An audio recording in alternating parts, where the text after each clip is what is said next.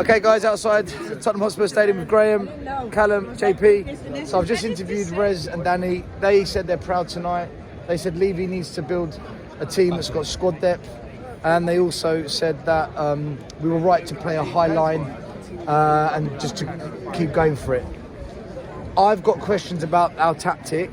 I'm not knocking the manager. He was up against it. Everything that could have gone wrong for Ange tonight went wrong. Injuries, sendings off, VR, everything went wrong for our manager tonight. But that high line, it opened us up so badly that Chelsea were having chance after chance over the top, 3-on-1, 3-on-2. If it wasn't for Vicario and a couple of good pieces of defending, we would have been absolutely humiliated. 4-1 was bad enough. What did you make of that? Danny and Rez defended it. I can't disagree with kind of like what you're saying, because it did seem quite open.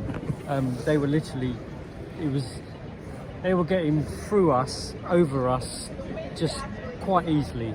But the lads at the back, I'll say they defended their balls off. Even to a point, Dyer did well when he came on, and as much as I, kind of like we all cream him. Højbjerg, I thought, did really well defensively. But should Ange have changed it is the question. He has to be able to understand and have some in-game management. That high line works, JP, because Van der Ven's got pace. Because we've got pace. As soon as he pulled his hamstring, we lost pace. Dyer is the complete opposite in terms of pace. Could we have done any better with that? Could we have done any better with that? Graham, what did you make of the high line? I thought the high line, he had to play that high line. Why? Because we needed to mix it in the middle of the park. Right, we needed to tackle, get the ball.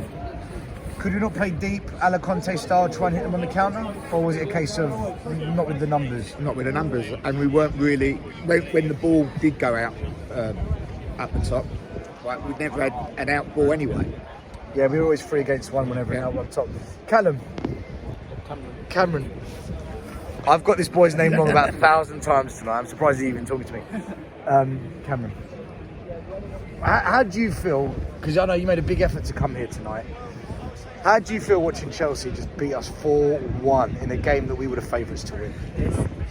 It's obviously horrible, but I feel like even with the highlight, I feel like we had to, when they're playing that badly, we have to take the game to them. And I feel like that's what we did, but it just didn't work out. Like, I feel like on another day without the injuries, even with 9 men, I feel like we could have taken the game to them and given it a proper go. We got off to a brilliant start. We were playing Chelsea off the park. They didn't know how to deal with us.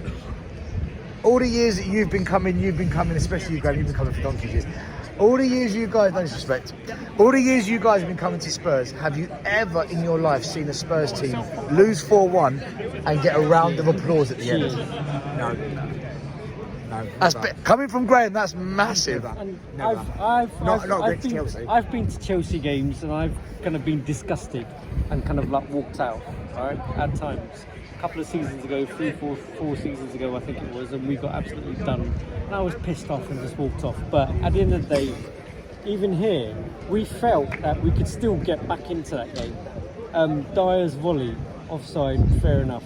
Sonny had a chance at 2-1, right? And obviously they went up the other end and made it 3-1. But you had that feeling that we could get back in this, even with 9 men. And I honestly think if we nearly did as well. If we nearly did. If we had our team, we would have crucified them, I think. We would have absolutely crucified them. Guys, listen, it's a tough one to take, but like I've said to everyone tonight, losing isn't the issue. You always lose games at some point. It's how we bounce back now. In fact, do you think we can bounce back with the current squad that is going to be available for this Saturday? Because we know Romero's going to be out, Dogi's going to be out, Van der Ven's going to be out, Maddison we don't know. Can we bounce back? Is it possible to go away to Wolves and get a victory, guys? See, this is where Postecoglou earns his money. But with the tools he's got, can any manager earn their money doing that? Well, I think, some of the young players that we've got in the academy should be given a look. Who in particular? Who are you thinking? Well, I'd look at Alfred Doherty all day long. The defender? Centre half, yeah. And I'd also look at Jamie Donnelly. Do we need to maybe, I was going to say Veliz, but we still got Richarlison. We'll probably favour Richarlison ahead of him, won't he? Is that Ashley Phillips as well, right? One player I feel sorry for tonight, what do you think? Brennan Johnson. Guess the all day start long. was playing well and he got pulled because of Romero. the sending off. We'll see if Kulusevski hadn't scored, then he would have been the one to go. Oh, do you think so? Yes, that's the only reason for me. I guess Kulu worked his, he did work his socks off still. That's the thing. He works though. He works really Well, hard, both of doesn't them he? work. He kind of like Kulu's like work rate is unbelievable. He gets around, holds the ball up as much as he can.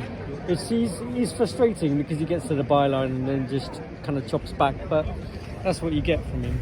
Guys, listen, thanks for watching. As always, smash like, subscribe. Come on, you Spurs. Come on, Spurs.